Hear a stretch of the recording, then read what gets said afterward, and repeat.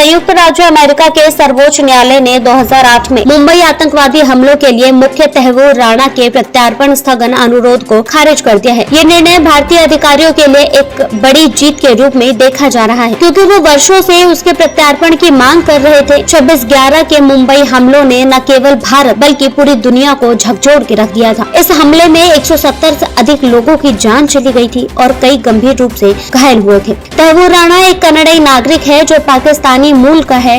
वो पहले भी अमेरिका में दोषी ठहराया जा चुका है और उस पर आतंकवादी संगठन लश्कर-ए-तैयब को सहायता प्रदान करने का आरोप है। भारत में उसके प्रत्यार्पण की प्रतिक्रिया लंबे समय से चलती आ रही है, लेकिन कानूनी प्रतिक्रियाओं और अपीलों के कारण इसमें देरी होती रही है। इस बार जब अमेरिका के सर्वोच्च न्यायालय ने उसके प्रत्यार्पण स्थगन अनुरोध को खारिज कर दिया, तो ये लगभग तय हो गया कि अब उसे भारत भेजा जाएगा, जहां उसे अपने अपराधों का सामना करना होगा। राणा ने अपने प्रत्यार्पण को रोकने के लिए विभिन्न कानूनी आधारों पर तर्क दिए थे। उसने दावा किया था कि भारत में उसके लिए निष्पक्ष सुनवाई की भावना कम है और वहां उसकी जान को खतरा भी हो सकता है। उसकी याचिका में विशेष रूप से उल्लेख किया गया था कि यदि उसे भारत भेजा जाता है तो उसे यातना का सामना करना पड़ सकता है, क्योंकि वो एक पाकिस्तानी मूल का मुस्लिम व्यक्ति है। हालांकि अमेरिकी अदालत ने इन तर्कों को खारिज कर दिया है और भारत सरकार के प्रत्यार्पण अनुरोध को मान्यता दी है। इससे पहले अमेरिकी राष्ट्रपति डोनाल्ड ट्रंप ने स्वयं उसके प्रत्यार्पण को मंजूरी दी थी। उन्होंने प्रधानमंत्री नरेंद्र मोदी के साथ एक संयुक्त प्रेस कॉन्फ्रेंस में ये घोषणा की थी कि तहव्वुर राणा को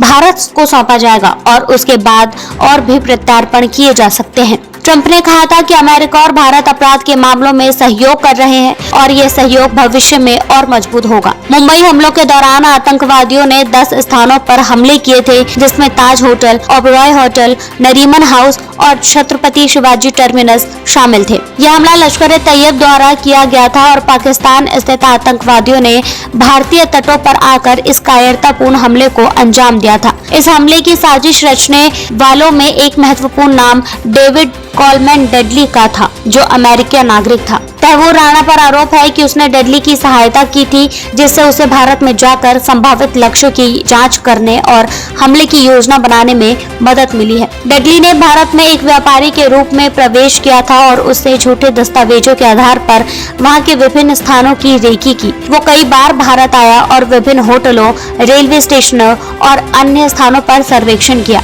उसकी रिपोर्ट के आधार पर ही लश्कर-ए-तैयब ने हमले की योजना बनाई और तहव्वुर राणा ने डेडली को झूठे प्रमाण पत्र और अन्य सुविधाएं प्रदान की, जिससे वो बिना किसी संदेह के भारत में अपनी गतिविधियों को अंजाम दे सका। अमेरिकी अधिकारियों ने डेडली को अक्टूबर 2009 में गिरफ्तार किया था, जब उसे स्वीकार किया कि वो लश्कर-ए-तैयब के लिए काम कर रहा था और मुंबई हमलों की साजिश में उसकी महत्वपूर्ण भूमिका थी। तो अमेरिकी जांच एजेंसियों ने उसके साथ एक समझौता किया, जिसके तहत उसे मौत की सजा नहीं दी गई है, लेकिन उसने अपने सभी अपराधों को स्वीकार कर लिया है। इस दौरान तहव्वुर राणा की संलिप्तता भी उजागर हुई है। हालांकि अमेरिका में उसे मुख्य रूप से डेनमार्क में एक अन्य हमले की साजिश रचने के मामले में दोषी ठहराया गया था, लेकिन भारत में वो 26/11 हमले के लिए जिम्मेदार माना जाता रहा है। अब जबकि अमेरिका के सर्वोच्च न्यायालय ने उसके प्रत्यार्पण पर रोक लगाने से इनकार कर दिया है, तो वो लगभग निश्चित हो गया है कि उसे भारत भेजा जाएगा। भारत में उसके खिलाफ विभिन्न धाराओं के तहत मामला चलाया जाएगा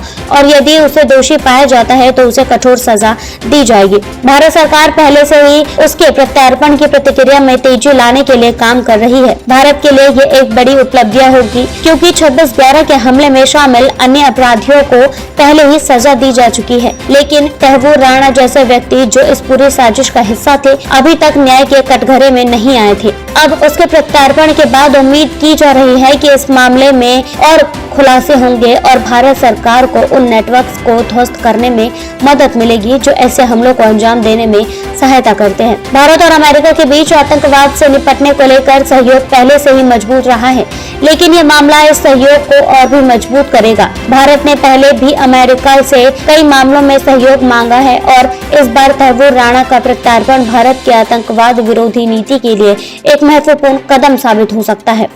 भारत में इस मामले पर नजर रखी जा रही है और सरकार की ओर से सभी जरूरी प्रतिक्रियाएं पूरी की जा रही हैं ताकि प्रत्यार्पण की प्रक्रिया में कोई बाधा न आए। इस मामले में आगे क्या होगा ये देखना दिलचस्प होगा, लेकिन इतना तय है कि तैमूर राणा के प्रत्यार्पण से 26/11 के पीड़ितों को न्याय मिलने की दिशा में एक और बड़ा कदम बढ़ाया गया है। यह मामला अंतर्राष्ट्रीय स्तर पर भी महत्वपूर्ण है क्योंकि ये दर्शाता है कि आतंकवाद के खिलाफ वैश्विक सहयोग कैसे काम कर सकता है। भारत और अमेरिका दोनों ने यह दिखाया कि आतंकवादियों को किसी भी कीमत पर बख्शा नहीं जाएगा और न्याय की प्रतिक्रिया को पूरा किया जाएगा। अब जबकि तैमूर राणा भारत आने के कगार पर है, ये देखना होगा कि भारतीय अदालत ने इस मामले में किस प्रकार की कार्रवाई करती है और क्या सजा उसे दी जाती है। इस पूरे मामले ने यह स्पष्ट भी कर दिया है कि आतंकवादियों और उसके सहयोगियों को न्याय से बचने का कोई अवसर नहीं मिलेगा, चाहे वो कहीं भी हो, किसी भी देश में छुपा हो।